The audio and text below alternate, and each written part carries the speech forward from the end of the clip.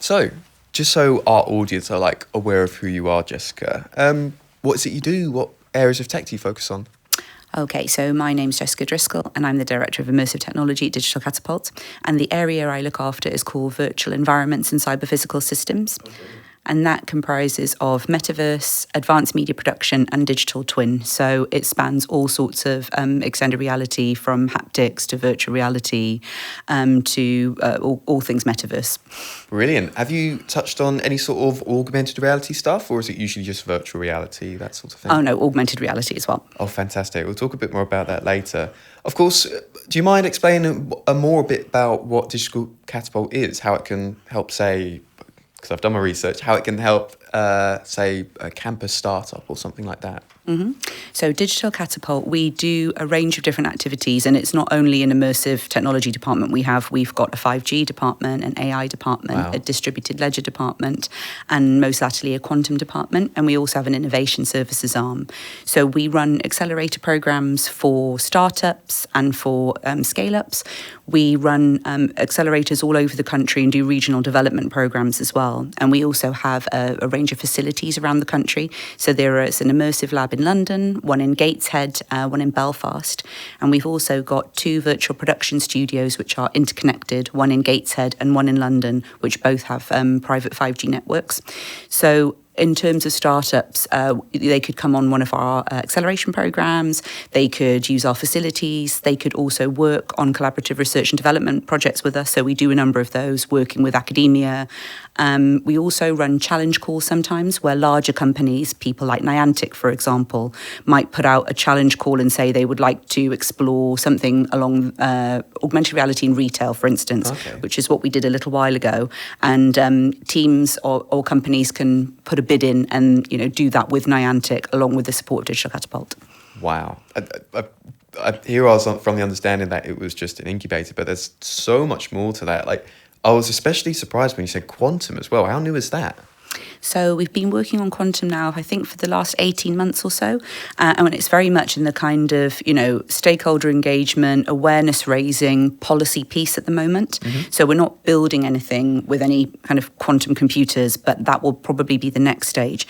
So that's what we tend to do at Digital Catapult. We'll start kind of seeding ideas and working with government to help to influence policy. So we don't write policy, we don't lobby, but we help government departments to think about where they should invest in technology in a few years' time. So we did that with Open RAN, with our Sonic program in the 5G space, for instance, and also with Immersive.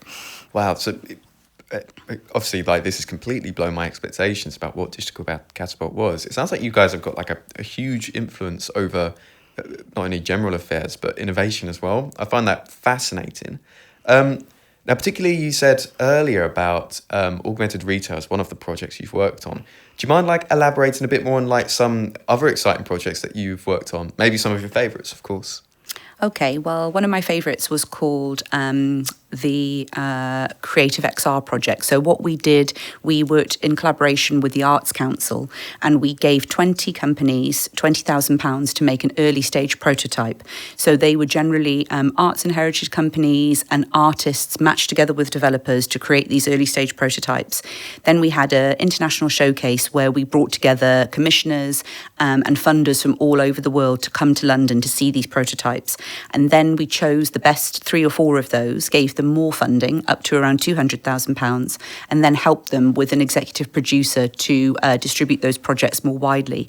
So some of those projects went on to win the Venice Biennale, Best Prize at South by Southwest, Tribeca, and also got distributed by Meta, got significant funding from Microsoft. So it was a really great way to get UK content, especially in arts and heritage, out to the world. Mm-hmm. That's fantastic. And are most of the endeavours pursued by Digital Catapult, are they in relation to entrepreneurs seeking to start up, seeking to scale up? Is that right? Yes, so we do a number of those activities, but we also work together with academia and produce thought leadership.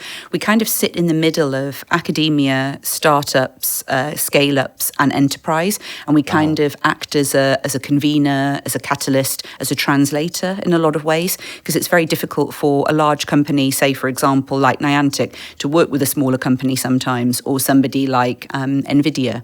You know, they don't have time to scour for all of the best startups all around the UK, but we do that with our network. Mm-hmm. I'm very happy you said that, because one of the biggest issues that I've found as an entrepreneurial student myself is bridging the gap between having an MVP that you know delivers value and trying to get that implemented commercially. Of course, with bureaucracy in a lot of corporations, it's difficult for such a thing to be adopted, especially by students from a university that frankly not many people have heard of. So of course, would you guys consider yourself the bridge between the student and perhaps that commercial entity that would look into, say, investing in students that might have some sort of innovative idea? Definitely, if the student has already formed a company, you know, if they've kind of set it up on Companies House, whatever, they're eligible for our startup programs, depending on kind of, you know, which programs they are. And I think that some universities are stronger than others in kind of spin-out culture. But, you know, we've definitely worked with, you know, university startups and spin-outs from all over the country. And I think that dependent on what kind of stage they're at and where they see their technology being adopted. So, for example, in the immersive space, scaling and adoption is quite difficult, you know, whereas in the AI space, if you're doing kind of software as a service, it's in some ways easier at the moment because you don't need to get a piece of hardware in. And then it's always about interoperability, right? If someone has a good MVP, what's the plumbing that's going to get it into some kind of software as a service workflow, or how do you then roll that out across a whole company's infrastructure? I think those are big challenges. Even if the MVP is a really, really good idea, that's where you see a lot of drop off. I see. And going back to, because you mentioned a comment about how it's difficult to do that in immersive, right? Why do you think that is exactly? I think that a lot of immersive applications have just been too early. So you will remember Second Life, for instance, where I spent 7 years. You know, if for those listeners who don't know, Second Life was it was kind of like a platform that was a little bit like The Sims, where you could build things and you could interact, you could talk to different people, you could buy and sell land, and it's still going, but it was very popular around kind of 2006, 2007, and I created a business there called Language Lab with several other founders, and then it's changed now and evolved into being Immerse.io, which is an immersive training company. But at that time, it was very, very early stage, and even the Unity applications that we built that would sit behind companies' firewalls, it was just a very new thing. People didn't understand about interacting in real time with avatars, you know, using headsets. It was just too early. Same with Google Glass. I think that, you know, now the Apple Vision Pros come out, it's quite an interesting time for kind of spatial computing and immersive in general. It's not that that's going to be the end product. It's definitely a kind of Gen 1 product, but I think it signals to investors that it's time to invest in this space. It gives people reassurance, which is really good for immersive startups. I 100% agree. That's incredibly insightful as well. Obviously, with emerging technology, some of the issues involved in why, say, new innovative startups fail is because product timing is just not quite there, even if it is world-changing. Many of Apple's designs were frankly invented a good 5-10 years before they were fully implemented. Exactly. The real talent from Apple was just that market timing. So I 100% agree with you there.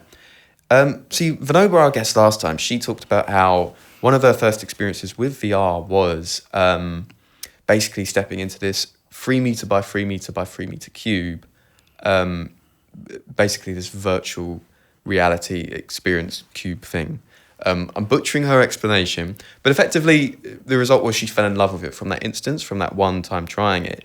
Did you have any sort of experience like that helped you fall in love with that kind of immersive environment, or have you just always been into immersive technology?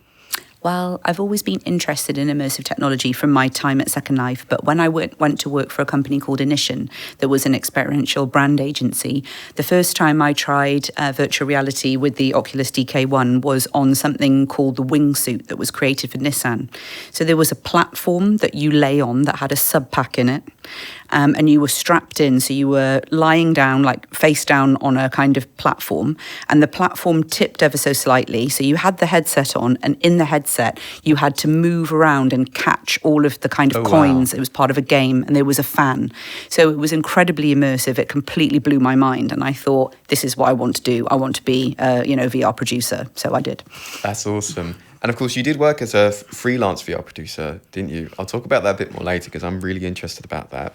For now, though, I want to know a bit more about, of course, without giving away too much of your own ideas that you want to cache, what kind of opportunities are there for XR? I think there's loads of opportunities for XR. Mm-hmm. I think that in the health and wellness sector, there's loads and loads of opportunities. There are some brilliant startups in that space. At Digital Catapult, we don't operate in the health and wellness sector, but I think that that's a huge opportunity, especially now because headsets are cheaper. And I did work in a startup called Cornerstone, and we helped them to scale their virtual reality for to help people understand what trauma and neglect looks like. Interesting. Into a very kind of low-tech environment, i.e. social care. So I feel like there's lots of opportunity there. I think there's lots of opportunity with training, remote maintenance in the enterprise sector. And I think a lot of that goes unseen at the moment because people don't want to talk about their proprietary training software, I think in defense. So, all of that kind of heavy industry, industrial change space. I think there's still quite a lot of opportunity in the media and entertainment space as well. So I think that when infrastructure gets a little bit better and when there's more compute and when there's higher fidelity 3D experiences and when people have seamless experiences from headsets to phones, etc., and also large multiplayer experiences, I think that there's good opportunity there too. Interesting. See, I as I was explaining to Vinoba last time, I myself found myself very invested in augmented reality. Mm-hmm. I found it as an application just stunning, really, combining the best elements of virtual reality with that of the real world. Would you say, in your own opinion, that augmented reality is a bit more application than VR, or would you say they just, provide different opportunities in different directions? I think the second point more. I feel like there's definitely use cases where augmented reality is more suitable and virtual reality is suitable for others. So, for example, if you're going to do, trying to escape safely from a burning oil rig, you probably want to do that in VR. You don't want to be, distracted by anything else. You don't want to be in any other place. You'd want to be in that space, very, very directed.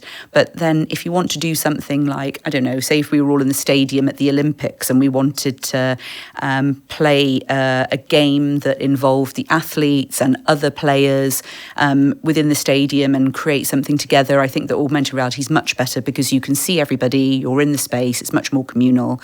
It's also much more accessible at the moment because everybody's got a phone, you've got a bigger market opportunity. I see. And it's exactly that, really. Not everyone has a headset, but everyone does have the software and hardware on the, say, latest Apple iPhone or something like that.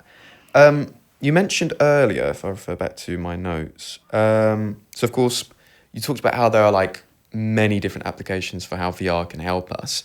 In your own opinion, how do you think VR or XR in general should best serve us? That's really interesting. I think that there are a few considerations, and I think the consideration around responsible technology is one of them, because I think that, now that generative AI is progressing really, really quickly, that's going to lower the barrier to entry to create a lot of content. Mm-hmm. And I think that there could be content created that is very, very impactful, that is created quite quickly, that is much more, much more impactful than, for example, just seeing something on a 2D screen. So I feel like the way that VR and XR can serve us is to definitely have much more of those emotional and impactful kind of conversations, or be in story worlds, or be involved in training, or building a kind of company culture. I think there's loads of opportunities, but I think that in parallel to that, the responsible technology needs to be developed in line. Fascinating. As Vinoba stated last time, because of course it's difficult to refer to this stuff and not draw from Vinoba's experiences as well, because you both work in extremely similar fields. Vinoba commented about how she believes that the best applications for VR, if I'm not mistaken, is improving the social connection between 2 people, 3 people, 4 people. And I asked her as well how she thinks XR should best serve us. And she said in her own ideal opinion, she could have a completely immersive conversation with one of her family members in Sri Lanka, just sitting on a sofa and being able to literally feel like you're in the room with them. Do you have any sort of like ideal product that would just give you that sort of sense of, I don't know how to describe it. It's more so, that's my perfect VR XR product that I would use. Do you have anything like that you have in mind?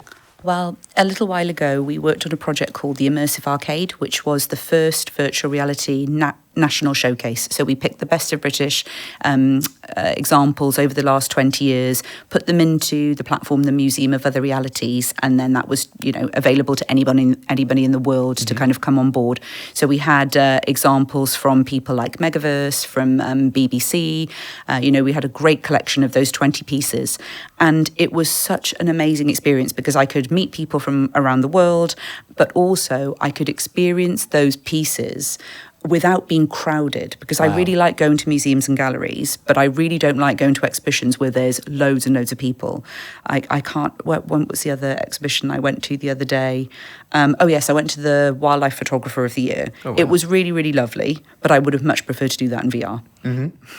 Just because there's just a whole bunch of crowds. Too many people. I see. And then I would have loved to be able to then, go from that picture, for example, to, fly Google Earth around that environment to see what it was like, or to go to that forest and to hear the sounds of the animals, or, to really kind of dive through that picture into an immersive world. Like, that would be really cool. That's a fascinating idea, actually.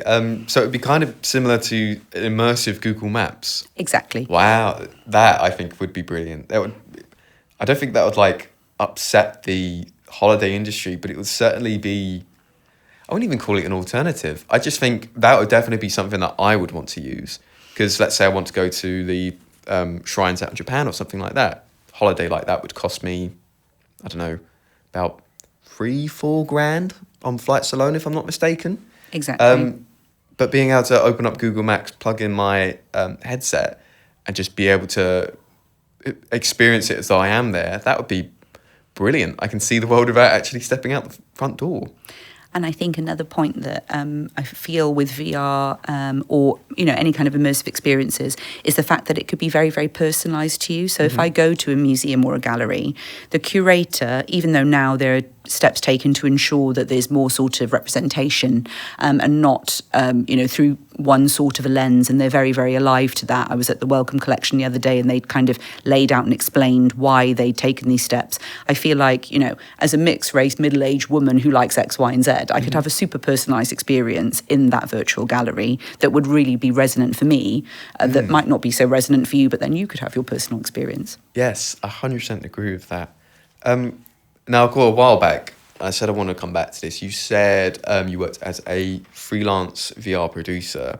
So if I'm not mistaken, you're working for yourself. Is that correct? Yes, so I was contracting for several people. I see. I mean, what kind of stuff did you use? Tools did you use? That sort of thing?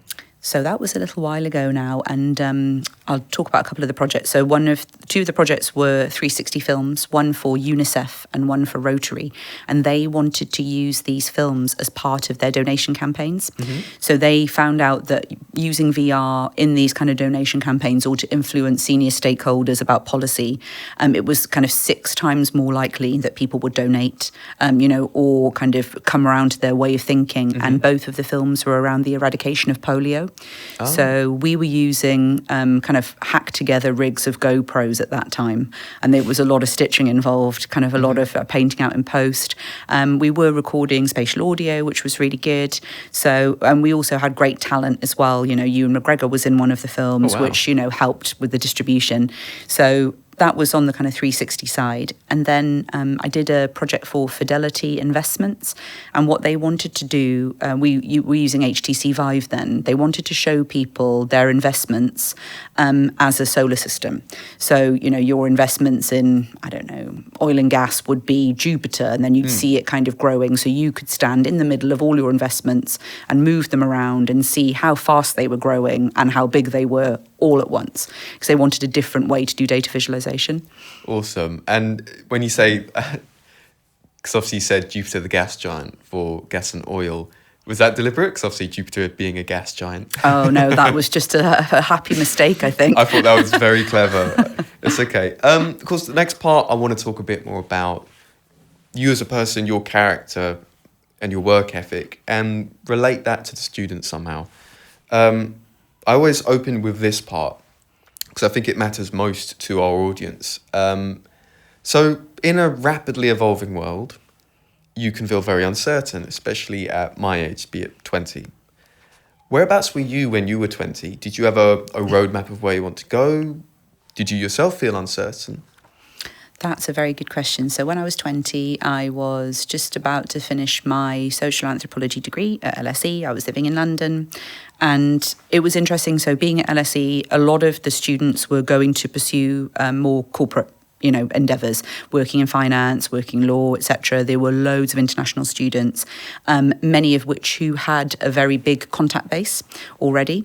And they had, they'd done internships, which I hadn't done because I'd had to work to pay my rent, unfortunately, because interns didn't get paid in my day.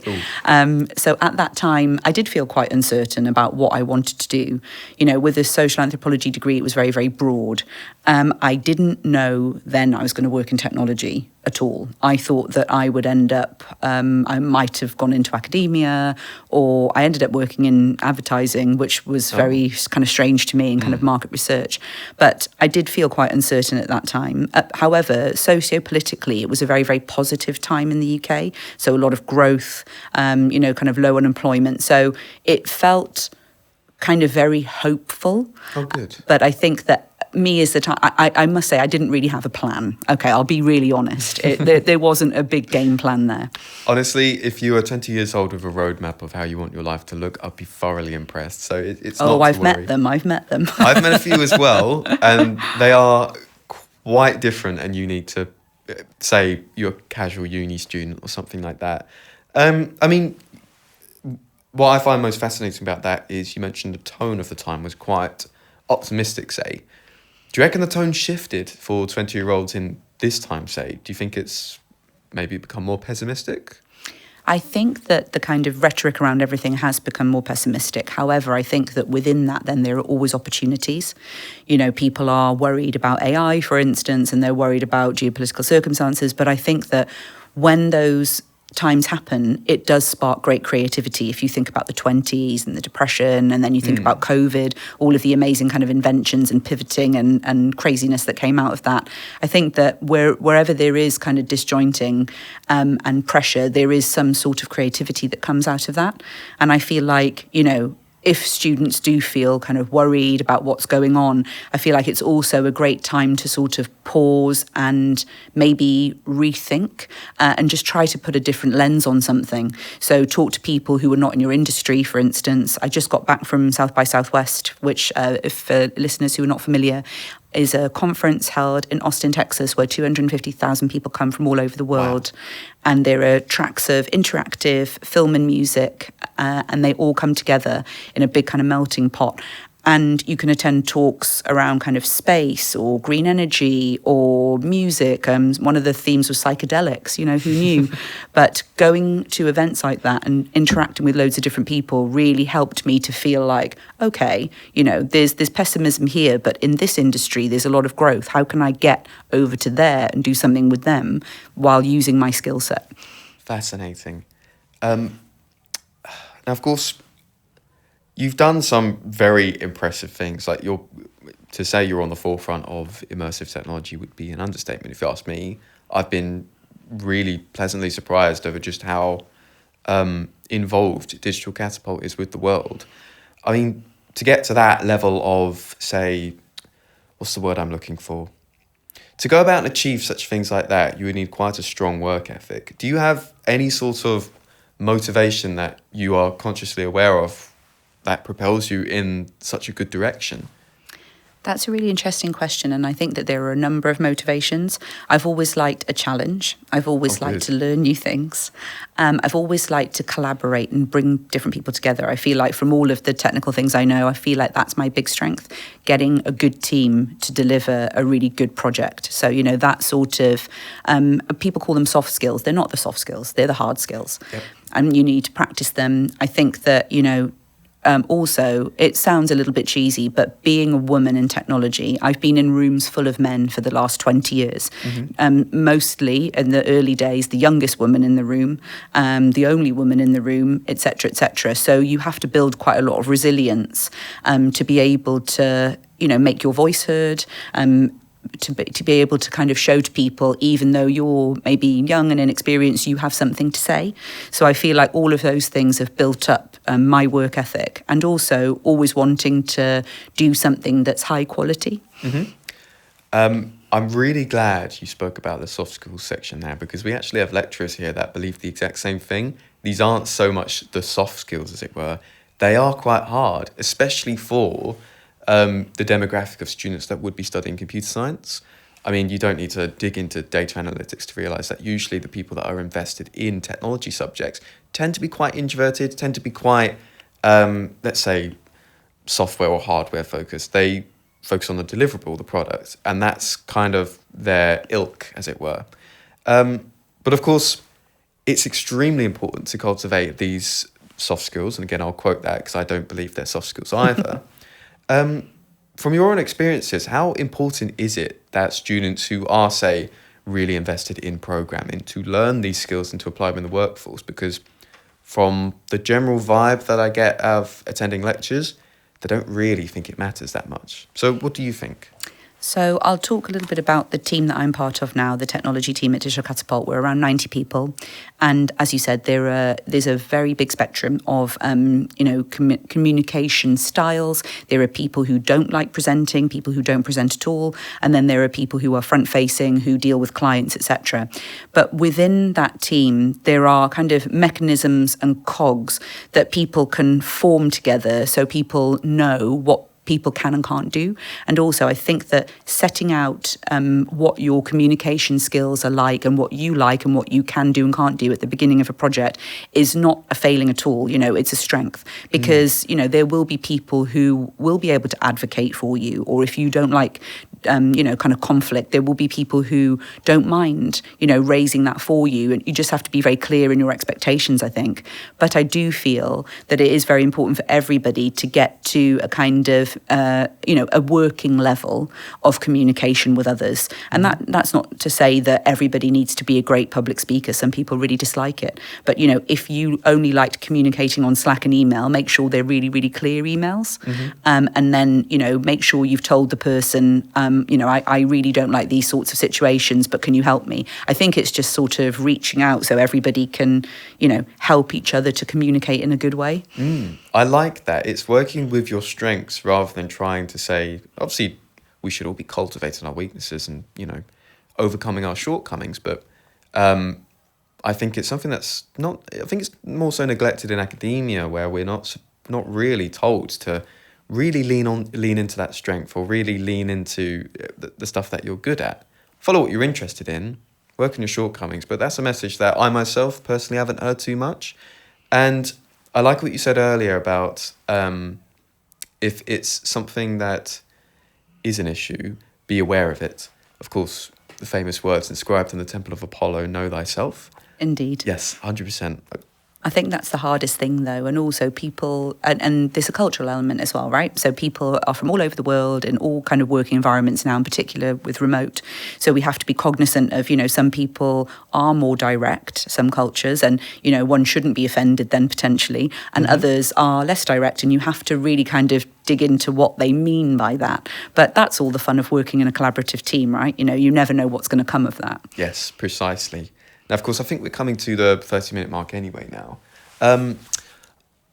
Usually how I like to finish off the podcast is asking our guests to impart a piece of wisdom or advice that has helped them on their journey. Because like I said, we probably have a lot of uncertain students watching who would appreciate a bit of advice from someone who, frankly, you're in a position that they want to eventually get to. So what kind of advice has best served you that you could perhaps impart for our listeners? I think relevance. You have to always remain relevant. You can't think, oh, well, I went to an immersive exhibition last year, so that was interesting. I'm not going to bother going again. You have to always attend things that are new. You have to read things that are new. You have to meet people that are new. You have to remain relevant, because it doesn't matter where you are in your career, whether you're, 21 or whether you're 60. If you're not relevant, then, you're not going to push yourself forward. Ooh, and if I'm not mistaken, you can almost call that constant self-innovation, as it were. Definitely. And also challenge your assumptions, because, everyone gets into the rut of this is how I do something, or this is how we do something, or as a team, or this is how our company does this, or this is how we run it in our department. Don't always do that. Just think, okay, how could I do this a little bit differently, even if it feels a bit uncomfortable? Yes. Oh, I 100% agree with you there. Of course, you've been an absolutely fantastic guest, Jessica. If you don't mind just looking into the camera and just telling people where they could follow you, find your socials, that sort of thing, just so people are aware of the space that you're working in, some of the stuff that you're going to be working in the future. Mm-hmm. So if you'd like to follow me on LinkedIn, you can find Jessica Driscoll, Director of Immersive Technology at Digital Catapult. I'm very happy to engage with you, invite you to our events, etc. And I'm also on X as Jessie Driscoll. You'll find me, my face is on the profile. Lovely stuff. And once again, thank you very much. You've been an awesome guest. And of course, if you've enjoyed that episode, do let us know. We've had a fantastic set of guests over this past half a year. Ranging all the way from, learning management systems from Oak National Academy with John Roberts, and of course to our final guest, Jessica, who talked a bit more about immersive technology and some really insightful wisdom regarding one's own self of cultivation and the soft skills that they should be working on. Of course, do let us know what guests you would like to see next year. And if you've enjoyed that, please let us know, like I said. Yeah, see you later.